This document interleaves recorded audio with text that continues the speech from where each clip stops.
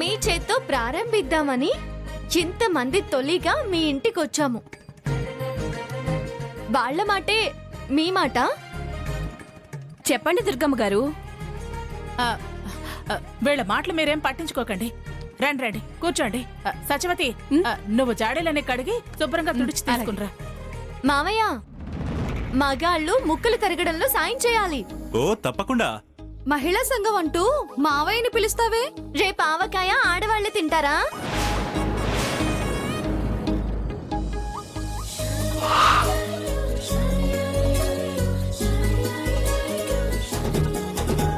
ఇవన్నీ ఇక్కడ కింద పెట్టండి. పెట్టండి.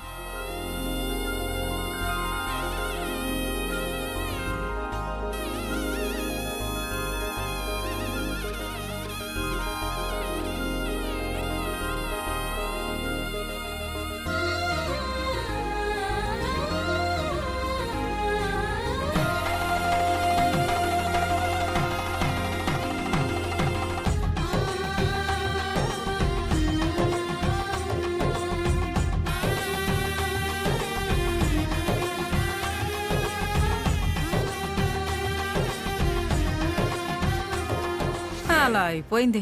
దుర్గమ్మ దాని మాయలో పడిపోయింది. నువ్వు దాని వలలో పడిపోతున్నావే దుర్గా. అదేం లేదులే, ప్రాబ్లం ఏమీ లేదు. వస్తే గిస్తే అప్పుడు చూద్దాం. దాని తాట తీసి ఈ ఆవకాయ రాస్తా.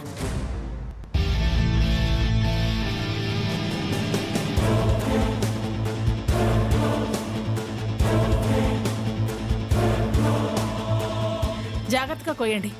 అయ్యయ్యో, చెయ్యి జాగ్రత్త.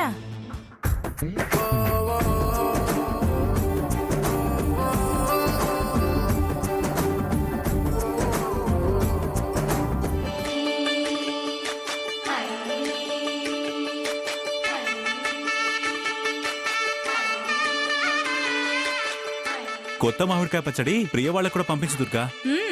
3 రోజులు మాగాక కలే తిప్పి మళ్ళీ అప్పుడు పంపిస్తాలే. అవును, మహిళా సంఘం వాళ్ళు తులసి వాళ్ళ ఇంట్లో పెట్టరా? అందరిళ్లలో పెడతాం. రుచులు పంచుకోవడం అభిరుచులు పంచుకోవడంతో సమానం. పచ్చళ్ళు పంచడం ఒకళ్ళతో ఒకళ్ళు స్నేహం పంచుకోవడం లాంటిది. వెల్ సెట్ తులసి. ఏది ఆ ముక్కలు ఇలా ఇటిచ్చేయండి.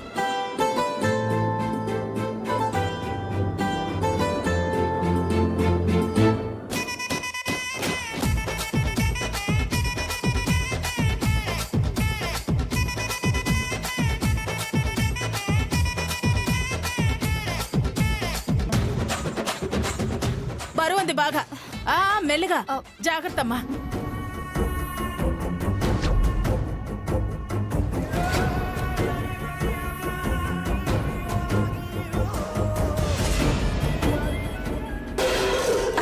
అయ్యో,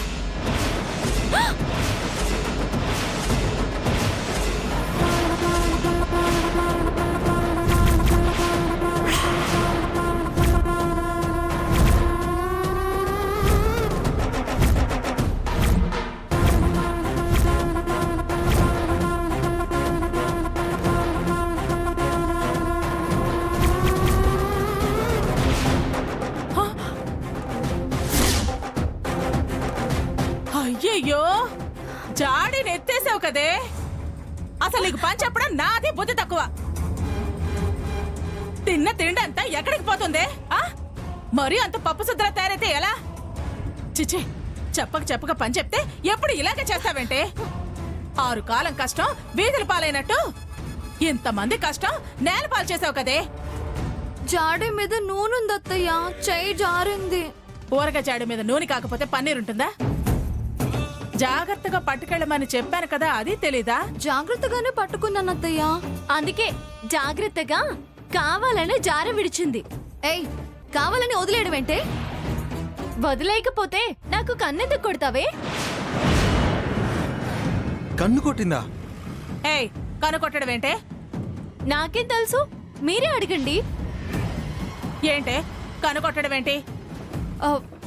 అది కావాలనే నా మీద చాడీలు చెప్తుంది. నేనేం కన్ను కొట్టలేదు. జార విడిచిన జాడీనే సాక్ష్యం. అది అలా చేసేది కాదు. కల్పించి చెప్పి దాన్ని తిట్టించాలని చూస్తుంది తులసి. తిట్టించడం కొట్టించడం లాంటి పనులు మీరు పెట్టుకుంటారు, నేను కాదు. నిజంగా నాకేం తెలియదు అత్తయ్య, పొరపాటున జారింది, నిజం అత్తయ్య. సరే, జరిగిందేదో జరిగిపోయింది. ఇప్పుడైనా ఏం ప్రయోజనం? వదిలేయండి. అదేంటండి ఏడాదికి సరిపోయే ఊరగాయ అది. పర్వాలేదులేండి దుర్గమ్మ గారు, మొదలెట్టాం కదా, చివరిదాకా చేసాం. ఎవరి పాపం వాళ్ళదే. మళ్ళీ సరుకులన్నీ తెచ్చి పెడతాంలేండి. ఊరగాయని చూస్తుంటే ప్రాణం ఉసూరుమంటోంది. కొన్ని కొన్ని అంతే, మనం మంచి కోరితే బాధనే మిగులుస్తాయి. సరే, వస్తాను దుర్గమ్మ గారు. ఎత్తవే, ఎత్తు. రండి. ఇంకా చూస్తోంది నుంచుని. ఎత్తు సరిగా.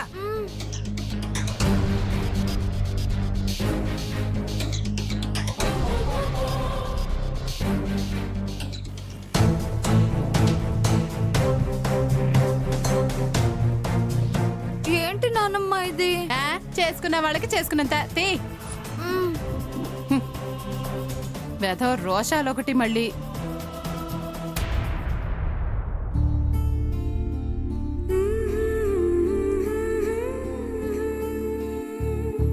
అక్క అక్క ఉమ్, ఏంట్రా?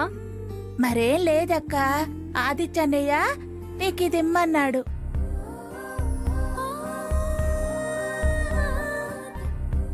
ఆదిత్య గిఫ్ట్ పంపించటం ఏంటి? పైగా ఇప్పుడు ఏం అకేషన్స్ కూడా లేవు. గిఫ్ట్ ఎందుకు పంపించుంటాడబ్బా? అసలు ఇందులో ఏం పంపించుంటాడు?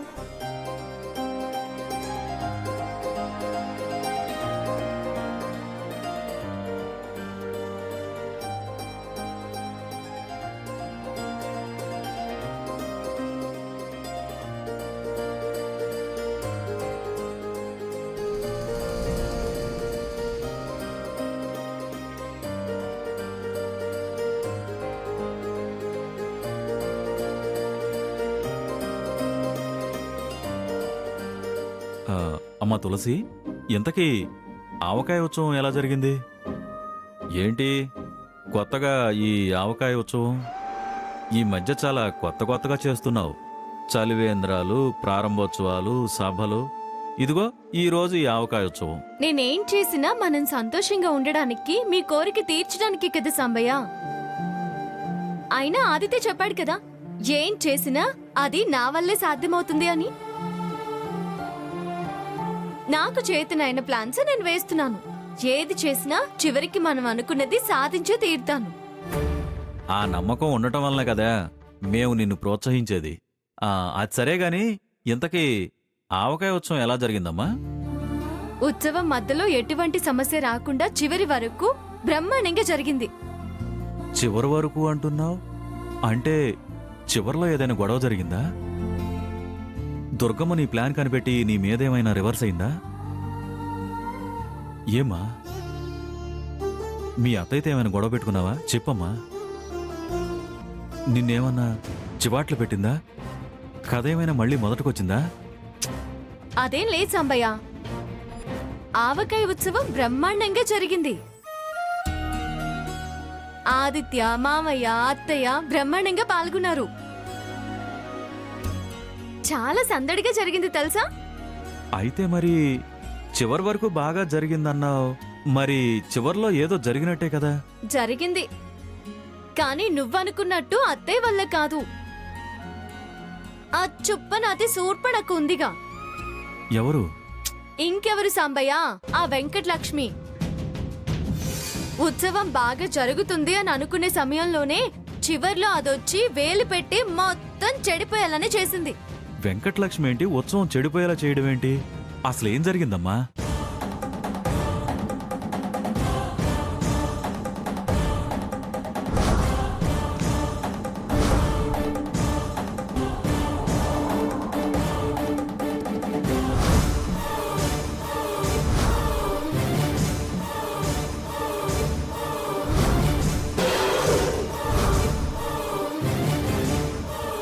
అది సాంబయ్య, అది జరిగింది. దాని కుళ్ళు బొత్తనానికి నేను కళ్ళెగరేశానని జాడి కింద పడేసింది. దాంతో పచ్చడి మొత్తం నేలపాలైపోయింది. అయ్యయ్యో. ఛ! దాని కుళ్ళుబుత్తనంతో పచ్చడి మొత్తం నేలపాలు చేసేసింది. మరి అలా చేస్తే ఎవరు ఏమీ అనలేదా? ఏమంటారు? పొరపాటైంది, చేయి జారింది అని క్షమాపణ అడిగింది. ఇంకేమంటారు? సర్దుకుపోయారు. నువ్వు పడ్డ కష్టం అంతా బూడిదలో పోసిన పన్నీర్ అయిందమ్మా. కానివి సాంబయ్య, ఈ ప్రయత్నం కాకపోతే మరొకటి, అది కాకపోతే మరొకటి. బేతాళుడి ప్రశ్నకి సమాధానం దొరకలేదేమో గాని నేను మాత్రం దుర్గమ్మని ఖచ్చితంగా మారుస్తాను. ఆదిత్యతో నా పెళ్లి జరిగేలా చేస్తాను. మీ కోరిక నెరవేరుస్తాను. Good night Sambayya. Good night అమ్మా.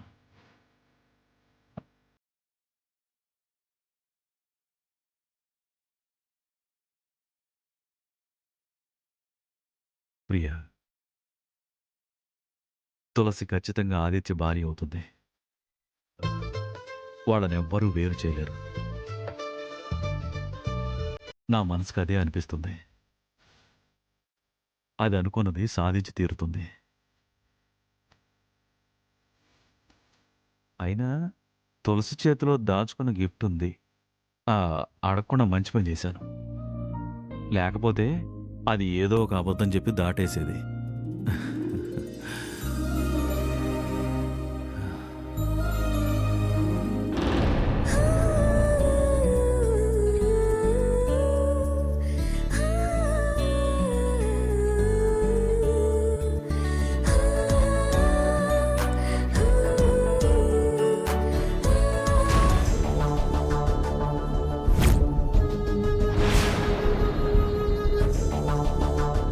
ఏంటి అలా మాడు మొహాలు వేసుకుని వచ్చారు? మాడు మొహాలు కాకపోతే నెమల పించాల్లా వేప్పార పెట్టుకుని ఎలా తిరగమంటావే?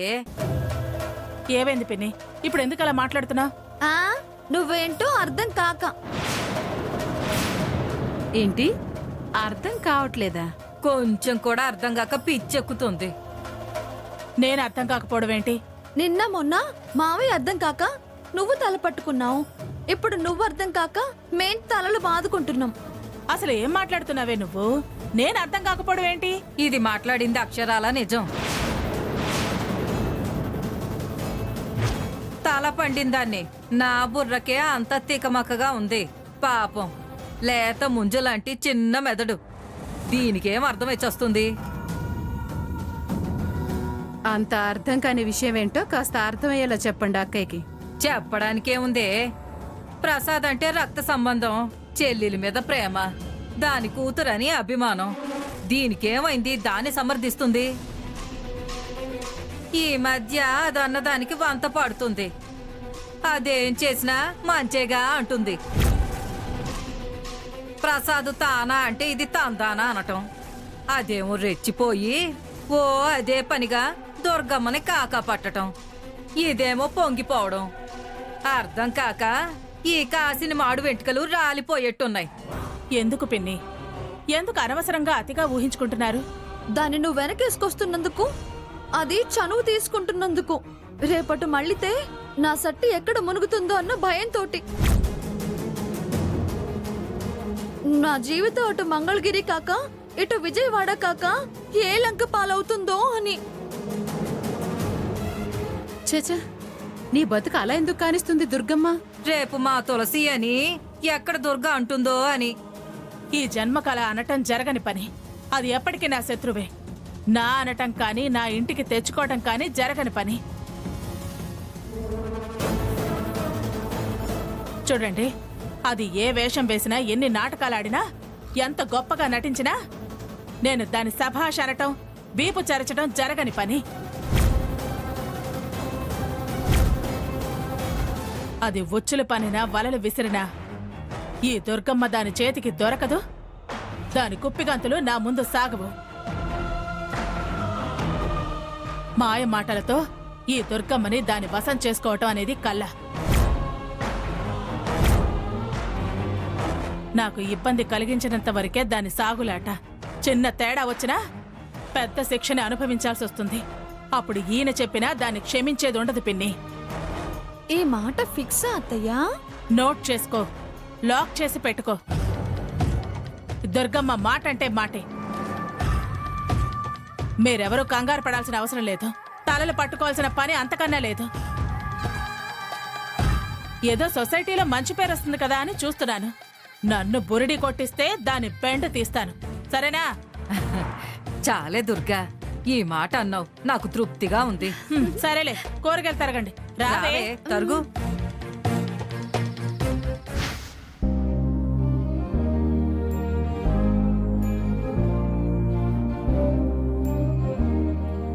ఇంతకీ ఈ బాక్స్ ఎందుకు పంపించినట్టు?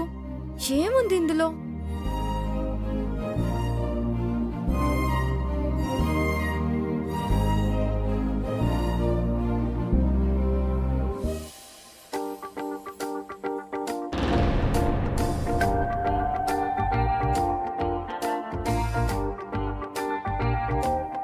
ఇదేంటి, మామిడికాయని కొరికి పంపించాడు?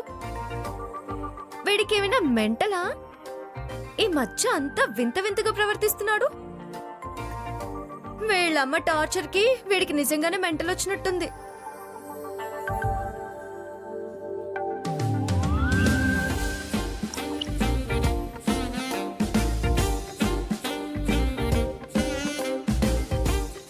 నువ్వు కూడా సరిగ్గా నేను కొరికిన చోటనే మామిడికాయని కొరికి నాకు ఫోటో తీసి పంపు.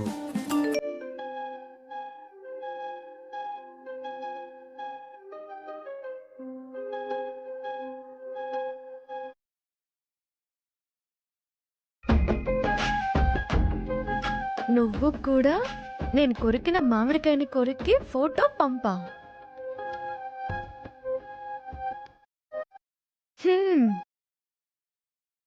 డౌట్ లేదు, వీడికి నిజంగానే పిచ్చి పట్టింది.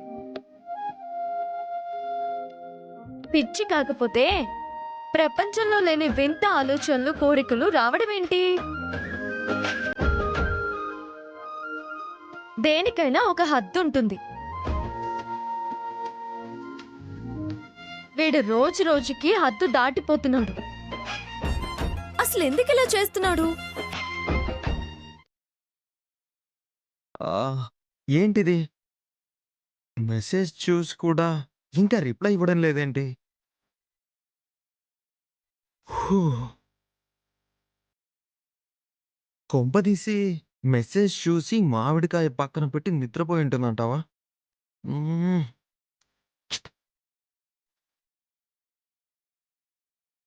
అయినా పంపితే ఏమవుతుంది? చిన్నప్పటి నుంచి ఎన్ని ఎంగిళ్ళు పంచుకొని తినలేదు. పాపం, వాడు అడిగిందేంటి? మామిడికాయ ముక్క కొరికి ఫోటో పంపమన్నాడు. పిచ్చి కోరికలు, పిచ్చి ఆలోచనలు. దానికి ఇంతలా ఆలోచించడం అవసరం అంటావా? ఎలాగో రేపో మాపో పెళ్లి చేసుకోబోయే వాళ్ళమే కదా, పైగా నా సొంత బావే కదా. పాపం, వాడు అడిగిన చిన్న చిన్న కోరికలు కూడా తీర్చకపోతే ఎలా? ఏంటి ఇంకా మెసేజ్ చేయలేదు? మెలకుగా ఉందా లేదంటే నిజంగానే పడుకుని ఉంటుందా? మనమే ఓ మెసేజ్ చేస్తే పోలా? మెలకుగా ఉంటే రిప్లై ఇస్తుంది, లేకపోతే పిక్చర్ లైట్. చూద్దాం.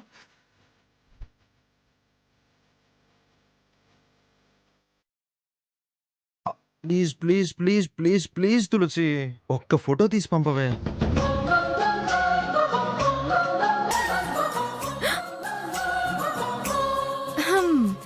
అమ్మో, వీడు వదిలేటట్టు లేడు. ఇప్పుడు గాని ఫోటో తీసి పంపకపోతే నైట్ అంతా వీడు నిద్రపోడు, నన్ను కూడా నిద్రపోనివ్వడు. ఇలాగే వదిలేస్తే నిజంగానే పొద్దున్నెక్కి పిచ్చెక్కువైపోతుంది.